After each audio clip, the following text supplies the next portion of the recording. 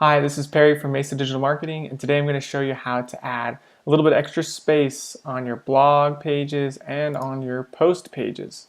This doesn't happen on every theme or demo for Bridge, but it can be really annoying and frustrating to figure out, and I've got a simple solution for it. So this is our example page. I'm going to go ahead and go to the back end of the website and head over to the Bridge code options at the bottom left and find title.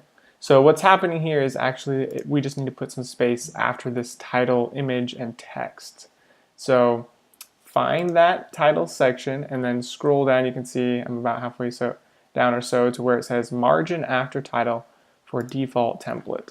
So let's just put in a few pixels here, and then obviously it switches it. You can have a little less for mobile display. You don't want to be that big. And then save changes. So let's go refresh our blog page.